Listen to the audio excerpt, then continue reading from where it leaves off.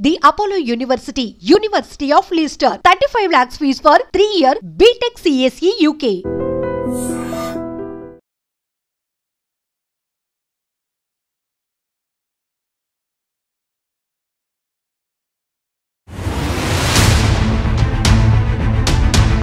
నమస్తే, welcome to I dream social spot light with Kavitha.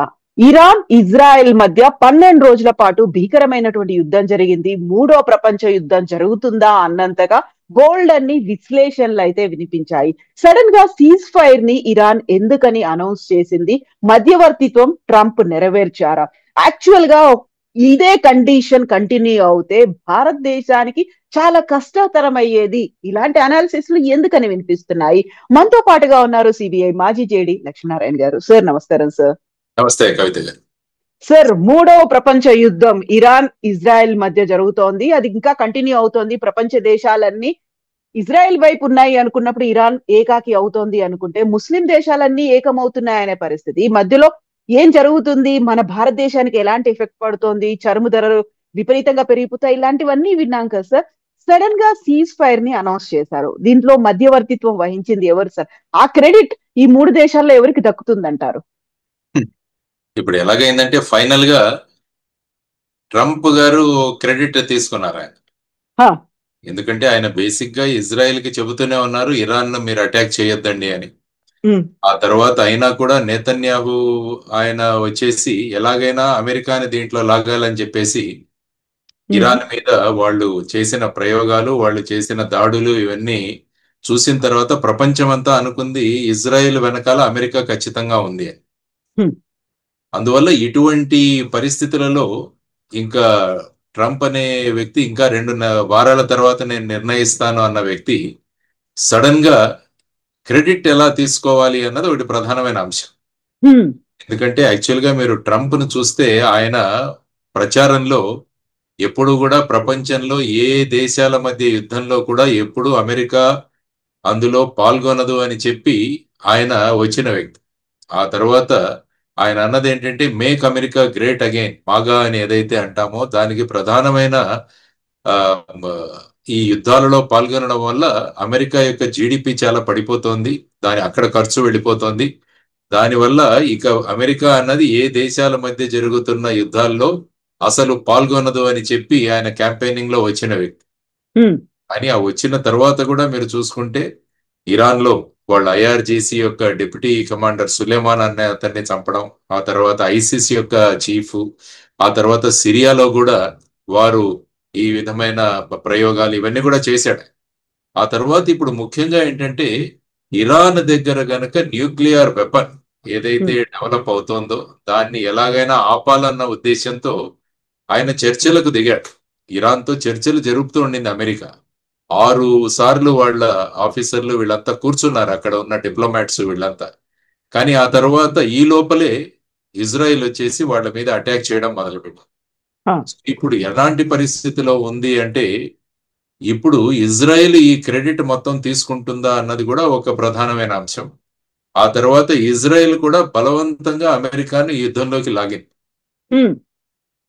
Israel Netanyahu చాలా చాకచక్యంతో, ఎందుకంటే juice సాధారణంగా చాలా బ్రెయినీ పీపుల్ అంటారు ప్రపంచంలో, కాబట్టి చాలా చాకచక్యంగా ఇరాన్ మీద దాడులు చేస్తూ, ఇరాన్ మీద దాడులు ఇజ్రాయెల్ చేస్తుందంటే దాని వెనకాల అమెరికా ఉందన్న భావన ప్రపంచ దేశాలన్నింటిలోనూ కూడా పెంపొందించి, ఆ తర్వాత అక్కడ ఉన్న న్యూక్లియర్ ఇన్స్టలేషన్స్ ఏవైతే ఉన్నాయో, ఫోర్డో కావచ్చు, నటాన్స్ కావచ్చు, ఇస్ఫహాన్ కావచ్చు, ఈ మూడిటి మీద ట్రంప్ ద్వారా అక్కడ B-2 స్టెల్త్ బాంబర్స్ తో పాటు తర్వాత GBU-57 బంకర్ బస్టర్స్ తో ఆయన దాడి చేయించి తను చేయాలనుకున్నది అమెరికా ద్వారా చేయించాడు. చేయించిన తరువాత ఇక ఫైనల్ గా ప్రపంచం అంతా అనుకుంది ఇక మళ్ళా ఇరాన్ ఏ విధంగా స్పందిస్తుంది అన్నది. ఇరాన్ ఖచ్చితంగా ఒక మాట చెప్పింది, ఇప్పుడు ఈ ప్రాంతంలో నివసిస్తున్న ప్రతి ఒక్క అమెరికన్ కూడా మాకు శత్రువే అన్న ప్రకటన ఇరాన్ చేయడం జరిగింది. దాంతో ట్రంప్కి ఏమైందంటే సపోజ్ ఇప్పుడు గనక ఇరాన్ అటాక్ చేస్తే నేను ఏ ఉద్దేశంతో అయితే అమెరికన్ ప్రజలు నన్ను ఎన్నుకున్నారో మళ్ళా నేను అక్కడ ప్రత్యక్షంగా యుద్ధంలో దిగాల్సిన అవసరం వస్తుందని చెప్పి ఆయన వెంటనే సీజ్ ఫైర్ అని ప్రకటించాడు. సీజ్ ఫైర్ యొక్క ఆయనే మొదట చేసిన ఒక ప్రస్తావన. దీనిలో ముఖ్యంగా ఆయన ఖతార్ దేశాన్ని వాడుకోవడం జరిగింది. ఖతార్ దేశం మీరు చూస్తే అది ముఖ్యంగా ఇరాన్కి అమెరికాకు మధ్య ఖతార్ దేశం అన్నది మధ్యస్థిత్వం చేసి ఇరాన్ని ఈ సీజ్ ఫైర్ కు ఒప్పించేటట్టుగా చేసింది. ఆ తరువాత నేతన్యాహు చెప్పింది ఏంటంటే, మేము ఏ ఉద్దేశంతో అయితే ఇరాన్ మీద దండయాత్ర చేశామో అది సాఫల్యమైంది, నెరవేర్చుకున్నాం. ఆ తరువాత ట్రంప్ను కూడా చాలా గట్టిగా పొగిడాడు ఆయన.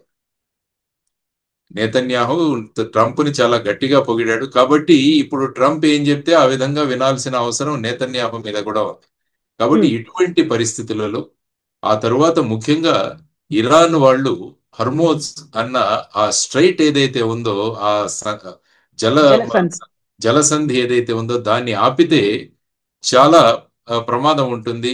ముఖ్యంగా ఆయిల్ రేట్ పెరిగిపోయే అవకాశం ఉంటుంది. ఆ తర్వాత చైనా కూడా ఈ మధ్యలో దూరింది. ఎందుకంటే ఆ జలసంధి నుంచి ముఖ్యంగా చైనాకు పెట్రోల్ అన్నది ఇరాన్ నుంచి ముఖ్యంగా వెళుతుంది. ఆల్మోస్ట్ 14% అక్కడ నుంచి వెళుతుంది. కాబట్టి చైనా కూడా ఈ యుద్ధంలో మేము సైలెంట్ స్పెక్టేటర్ గా ఉండము అన్న ఒక స్టేట్మెంట్ కూడా ఇవ్వడం జరిగింది.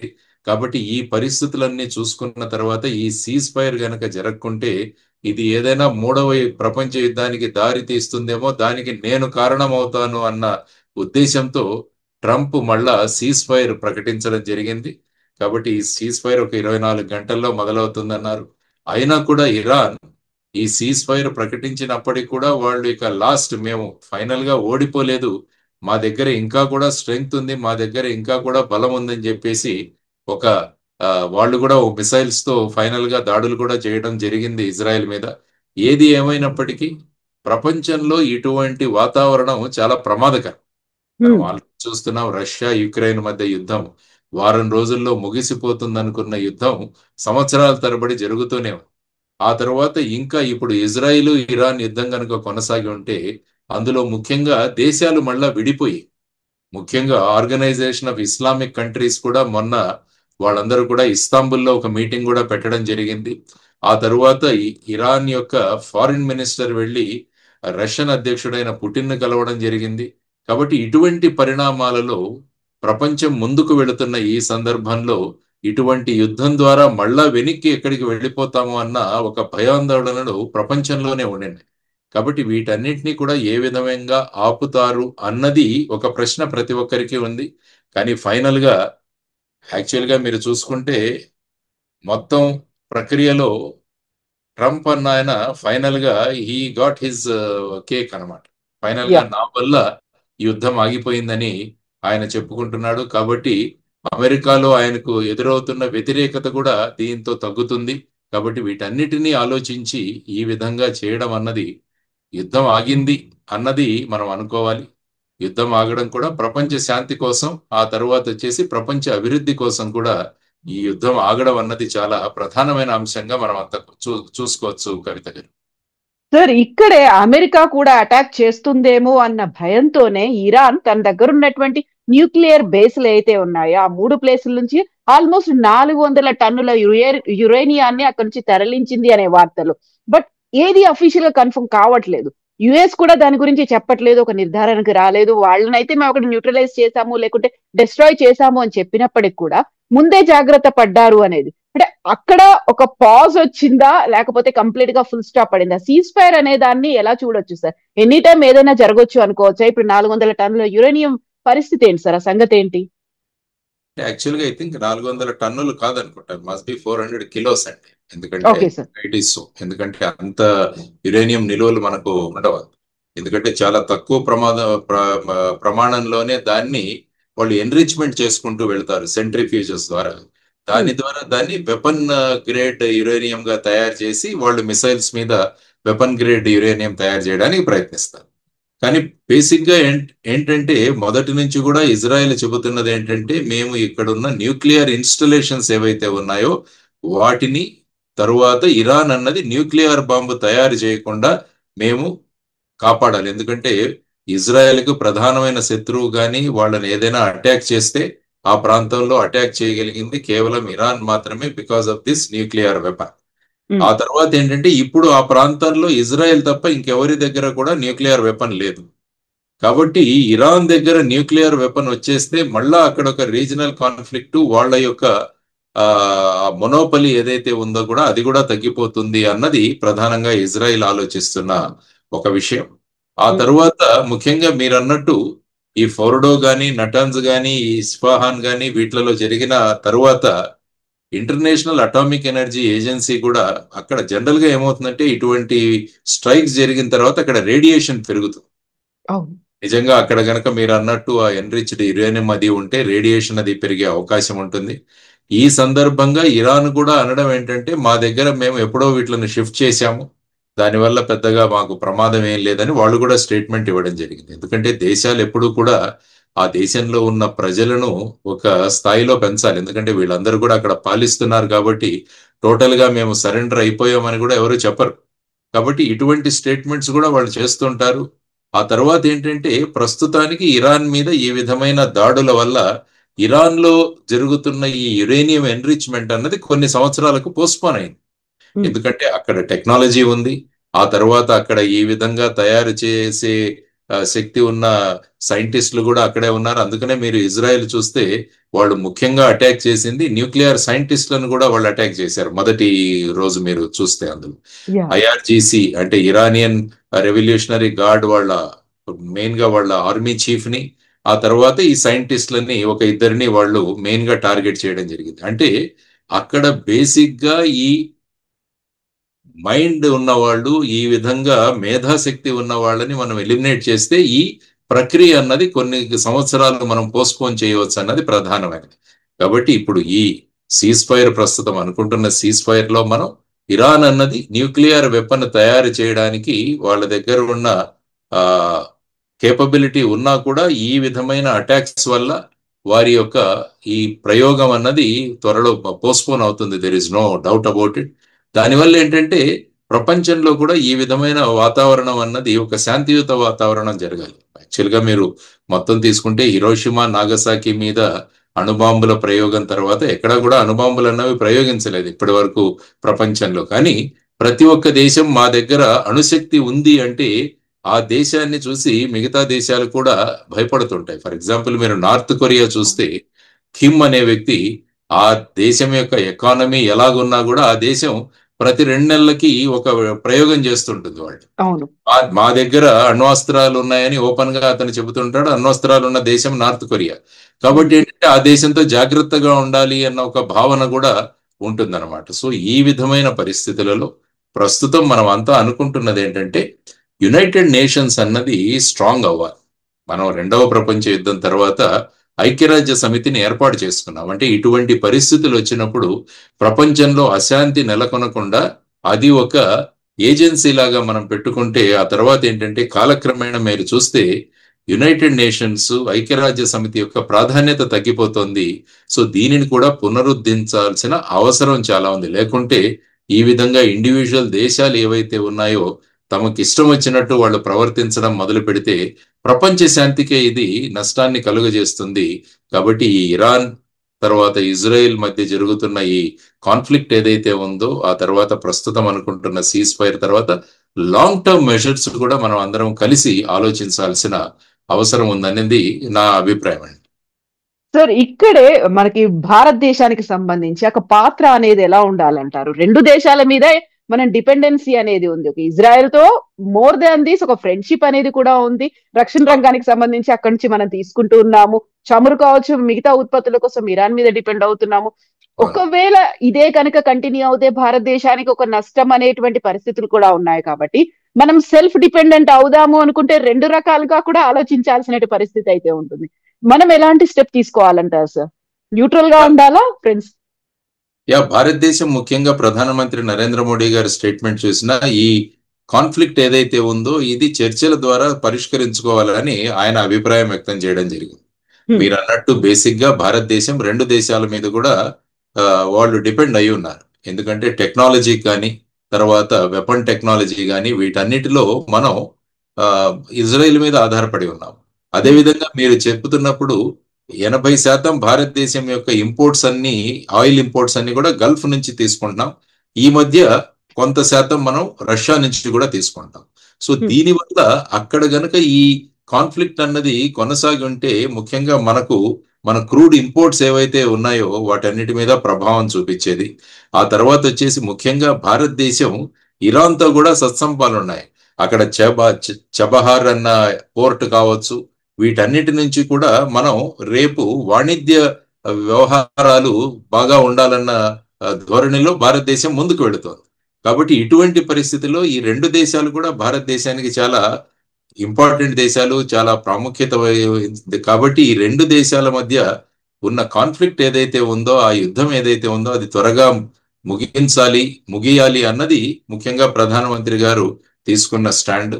ఆ తర్వాత ముఖ్యంగా ఇప్పుడు చూసుకోవాల్సింది, మరి ఇది అయిపోయిన తర్వాత ఇజ్రాయెల్ మళ్ళా గాజా మీద ఏ విధంగా వారి ప్రయోగాలు చేస్తుందన్నది కూడా చూడాల్సిన అంశం. ఎందుకంటే సుమారుగా అక్కడ డిసెంబర్ నుంచి మీరు తీసుకుంటే సుమారుగా 60,000 మంది చనిపోయారు.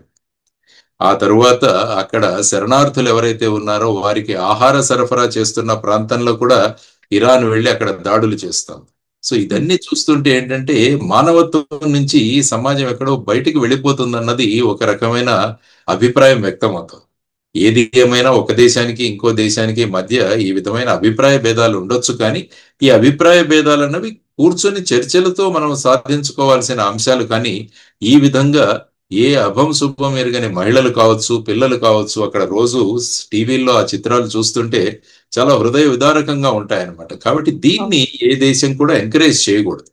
సో అందుకనే అంటున్నారు, యునైటెడ్ నేషన్స్ అన్నది మళ్ళా ఒక స్ట్రాంగ్ గా మనం ఎస్టాబ్లిష్ చేసుకోగలిగితే ఇటువంటి ఒక్కొక్క దేశము ఆ అధ్యక్షుల, ఆ ప్రైమ్ మినిస్టర్ యొక్క భావజాలంతో కానీ వారి ఉద్వేగాలతో ప్రపంచానికి నష్టం కలిగించే తర్వాత మానవత్వాన్ని ఎక్కడికో తీసుకువెళ్ళిపోతున్న అంశాలు కూడా మనం చూస్తున్నాం. కాబట్టి ఈ సందర్భంగా మళ్ళా ఇజ్రాయెల్, గాజా ఆ పరిసర ప్రాంతాన్ని కూడా ఏ విధమైన డెవలప్మెంట్స్ ఉంటాయన్నది, ఆ తర్వాత కొన్ని దేశాలు, ఫర్ ఎగ్జాంపుల్ ముఖ్యంగా ఇజ్రాయెల్ చెబుతున్నది ఏంటంటే ఇరాన్ అన్నది అక్కడ ఉన్న హమాస్ కానీ, లేకుంటే హజ్బుల్లా కానీ, లేకుంటే యమన్ లో ఉన్న హౌతీస్ కానీ, వీరందరికీ కూడా ఇరాన్ సపోర్ట్ చేస్తుంది. వాళ్ళందరూ కూడా ప్రాక్సీ వారి ఈ ఇజ్రాయెల్ మీద చేస్తున్నాం కాబట్టి మేము ఈ దాడులు చేస్తున్నాం అన్నది కూడా వారు చెప్తున్న విషయాలు. కాబట్టి వీటన్నిటినీ పరిష్కరించుకొని ప్రపంచంలో ఉన్న దేశాలన్నీ కూర్చొని ఈ విధమైన ఉగ్రవాదం, ఈ విధమైన చర్యలు ఇవన్నీ జరగకుండా మనం అందరం కూడా ఒక కాంక్రీట్ స్టెప్ తీసుకుంటూ డెవలప్మెంట్ దిశగా, అభివృద్ధి దిశగా మనం ముందుకు వెళ్లే బాటలు వేయాలని అందరం అనుకోవాలి.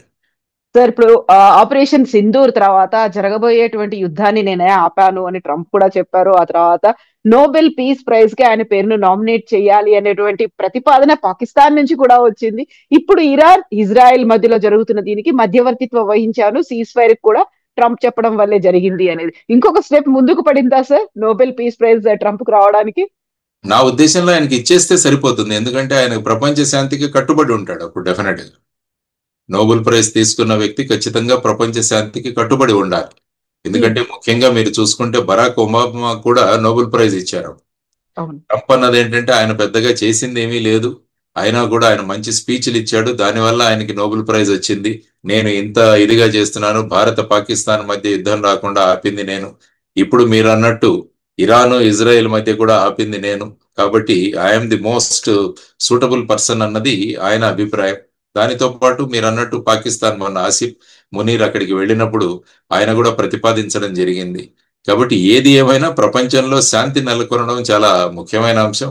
కాబట్టి ఆయనకు నోబెల్ ప్రైజ్ ఏదైతే ఉంటుందో అది ఇచ్చేస్తే ఏమవుతుందంటే ఆయన కూడా కట్టుబడి ఉంటాడు. అంటే రేపు రాబోయే కాలంలో మళ్ళా వెళ్ళి అమెరికా ఈ విధంగా దాడులు, లేకుంటే అమెరికన్ ఫోర్సెస్ అక్కడ దించడం, యాక్చువల్గా ఈ సీజ్ ఫైర్ జరగకుండా ఉండుంటే, ఇరాన్ గనుక ఎక్కువగా వాళ్ళు విజృంభించుంటే అమెరికన్ ఫోర్సెస్ మళ్ళా ఇరాన్ లో దింపాల్సిన అవసరం కూడా వచ్చేది.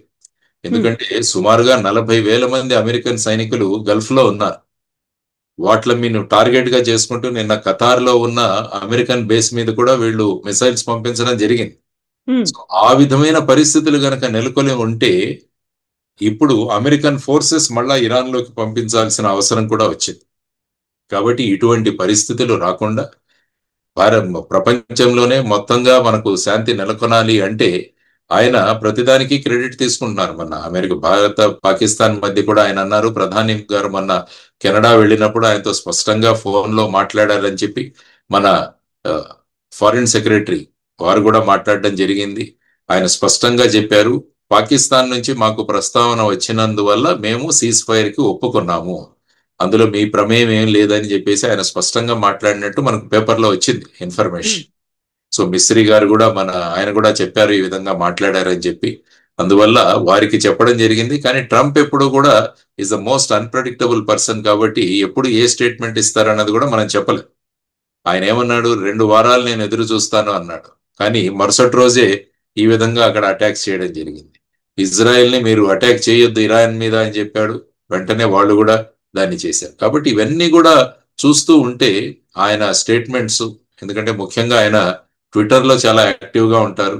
తర్వాత ప్రెస్ మీట్స్ కూడా ఆల్మోస్ట్ ఆన్ డైలీ బేసిస్ జరుగుతూ ఉంటాయి. కాబట్టి ఆయన చెబుతున్నది ఆయన చేసే దాంట్లో ఎక్కడా కూడా ఆ సారూప్యం ఉండదన్నమాట. ఆయన చెప్పేది ఒకటి చేసేది ఒకటి, ఆ విధమైన పరిస్థితులలో ఉన్నాం. కాబట్టి రాబోయే కాలంలో అమెరికా ఏ విధంగా ముందుకు వెళుతుందన్నది కూడా చూడాలి. సో మీరు అన్నట్టు ఆ నోబెల్ ప్రైజ్, పీస్ ప్రైజ్ ఏదైతే ఉందో, ఆయన ఈ ఇరాన్ తర్వాత ఇజ్రాయెల్ యుద్ధం ఆపానని ఆయన చెప్పుకుంటున్న దానికి ఆయనకు ప్రకటిస్తేనే నా ఉద్దేశంలో ఆయన ప్రపంచ శాంతికి కట్టుబడి ఉంటారు అన్నది ముఖ్యంగా నేను అనుకుంటాను. సో ఇప్పటికైతే అది కొంచెం ఒక పాజ్ బటన్ నొక్కి ఉంచారు తప్ప ఎనీ టైం ఏదైనా కావచ్చు. అది మళ్ళీ ఏ దేశాలు ఎటువైపు నుంచి దాన్ని ఫోర్స్ చేస్తాయి, ఎంత కట్టుబడి ఉంటాయి అనే దాని మీద కూడా డిపెండ్ అయి ఉంటుంది కదా సార్. డెఫినెట్ గా. ఎందుకంటే ప్రపంచంలో ఇప్పుడు ఎలా ఉందంటే, ఇప్పుడు ప్రపంచంలో అన్ని దేశాలు ఒక దేశం మీద ఇంకొక దేశం ఆధారపడి ఉంటుంది. ఏ దేశం కూడా ఇండిపెండెంట్ గా ఉండే తత్వం కాదు. ఎందుకంటే వాణిజ్య సంబంధాలు కావచ్చు, ఒక ప్రాంతంలో ఒక ఉత్పత్తి జరుగుతున్నప్పుడు దాన్ని మిగతా ప్రాంతాల్లో వాటి రిక్వైర్మెంట్ ఉంటుంది. ఇవన్నీ చూసుకుంటే అందుకనే ప్రపంచాన్ని ఒక గ్లోబల్ విలేజ్ గా అన్నాం. ఒక వసుదైవ కుటుంబకంలో ప్రపంచం కూడా ఒక చిన్న గ్రామంగా మారిపోయింది అన్న తత్వం వచ్చింది. ఎందుకంటే గ్రామంలో ఒకరి మీద ఒకరు ఆధారపడి ఉంటారు. అదేవిధంగా ప్రపంచంలో దేశాలు కూడా ఒకరి మీద ఒకరు ఆధారపడే పరిస్థితి ప్రస్తుతం ఉంది. కాబట్టి ఇటువంటి యుద్ధాలు కావచ్చు, అభిప్రాయ భేదాల వల్ల ఏమవుతుందంటే ఒక దేశం నష్టపోదు, మొత్తం ప్రపంచమే నష్టపోతుంది. సో ఆ విధమైన పరిస్థితుల్లో మనం ఉన్నాం. కాబట్టి దీన్ని ఎలాగైనా మనం అడ్డుకోవాలి. కాబట్టి మళ్ళా ఈ ఇరాన్ ఇజ్రాయిల్ యొక్క మళ్ళా మీరు అన్నట్టు పాజ్ బటన్ కాకుండా దీనికి ఒక ఫైనాలిటీ తీసుకొస్తే బాగుంటుంది. ఆ విధంగా ఈవెన్ ఇరాన్ కూడా, వాళ్ళు కూడా చాలా దెబ్బతిన్నారు ఈ విషయంలో చూసుకుంటే. వాళ్ళు కూడా ఇమీడియట్ గా వెళ్ళి మళ్ళా రీకూప్ అయ్యి వాళ్ళు మళ్ళా యుద్ధానికి వెళ్లే పరిస్థితుల్లో కూడా లేరు. కాబట్టి ఒక గౌరవపూర్వకంగా దీన్ని ముగించినట్టు అందరూ కూడా అనుకుంటున్నారు. ఇరాను మేము గౌరవపూర్వకంగా దీనికి ఒప్పుకున్నాము, ఇజ్రాయెల్ ఒప్పుకుంది కాబట్టి మేము ఒప్పుకున్నామన్న వాళ్ళ భావన. కాబట్టి ఆ విధంగా ఎవరికి వారు, తర్వాత నేతన్యాహు వచ్చేసి మేము ఏదైతే ఇరాన్ నుంచి మా ప్రమాదం ఉందో ఆ ప్రమాదాన్ని మేము టోటల్ గా దాన్ని నిరోధించగలిగాము, కాబట్టి ఇక మాకు పెద్ద అవసరం లేదన్నట్టు ఆయన స్టేట్మెంట్. కాబట్టి ప్రతి ఒక్కరూ కూడా గౌరవపూర్వకంగా తమ తమ పొజిషన్స్ ను అలాగే ఉంచుకుంటూ ఫైనల్ గా వారు సరెండర్ అయ్యారు, వీరు సరెండర్ అయ్యారు, ఒక్కొక్కరు వాళ్ళ యొక్క సెల్ఫ్ ఈగోలను సాటిస్ఫై చేసుకుంటూ నా వల్ల మొత్తం ఆగిపోయిందని ట్రంప్ గారు కూడా ఆయన కూడా క్రెడిట్ తీసుకుంటూ ఫైనల్ గా ఈ యుద్ధం అన్నది ఆగాలి, తర్వాత ప్రపంచం శాంతియుతంగా ఉండాలన్నది మనమంతా కూడా కోరుకోవాలి. Yes, sir. Thank you so much, sir. Thank you, sir. నమస్తే.